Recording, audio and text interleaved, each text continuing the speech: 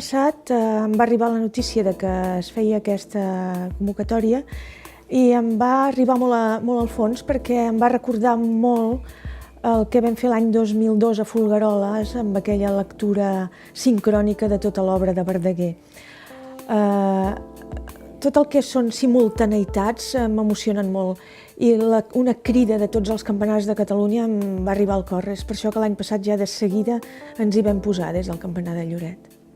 Hem tornat a fer una crida i bé, des de molts, a part del que és la parròquia, els mossens que fan un repic de campanes de 10 minuts excepcional, també s'hi posarà el campanar de les Alegries, que és la primera parròquia de Lloret, i després del repic de campanes el que farem serà un recital molt potent en el que hi participen les dues corals del poble i recitadors molt bons, entre ells gent coneguda com per exemple en Fermí Reixac, que és un dels fundadors del Teatre Lliure.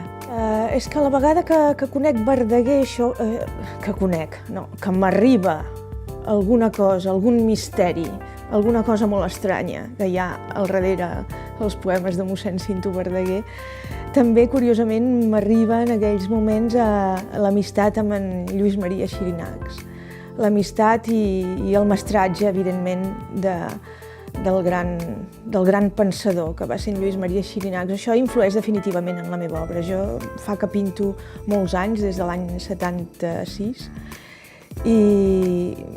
i bé, a partir d'aquestes dues coneixences, d'aquestes dues fites tan importants, tot canvia i a partir d'aquí em dedico a parlar d'aquest fet de la sardana universal. A mi Verdaguer m'arriba per al grup de poesia O Així i el grup de poesia Sopa Negra dels anys 80 de Barcelona, que són grups de poesia, diguem-ne, underground. I a partir d'un excels dramaturg anomenat Àngel Carmona, que em va dir que si m'agradava la poesia havia de llegir Verdaguer. Jo no me'n feia el càrrec perquè en aquella època érem tots molt salvatges. Vaig llegir Verdaguer i em va literalment abduir. Llavors vaig començar a treballar amb l'Enric Casassas, amb en Pere Jaume, amb gent que he tingut molta sort de poder treballar amb ells, que m'han aportat molt. Aquí a Lloret tenim la sort de comptar amb un extraordinari monument modernista fet per la colla que anaven amb el senyor Puig i Cadafalch, que va estar per aquí fent algunes obres per indianos molt rics. El monument es diu l'Àngel i està situat en el bosc, en el terme municipal de Sant Pere del Bosc. Per cert, ara amb la crisi ja menys, però està en perill aquest monument perquè hi ha de passar una autopista i el defensem moltíssim, però bueno, a veure què passarà. Aquest monument és el primer que es va fer a tot Catalunya en el que es fa record i homenatge a la figura de mossèn Cinto Verdaguer, que quan es va començar el monument encara era viu.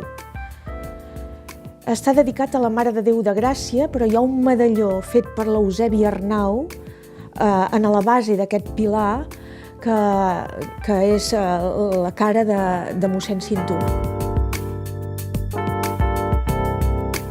A Lloret hi ha dos campanars. Hi ha el campanar de la parròquia antiga, que com sabeu antigament no estaven, les esglésies tampoc estaven al costat de mar, perquè hi havia molts perills, estaven una mica a l'interior. La parròquia antiga és la parròquia de les Alegries, també tocaran. I la parròquia, diguem-ne, nova, que ja fa molts segles que funciona, però és l'església de Sant Romà, doncs també tocarà.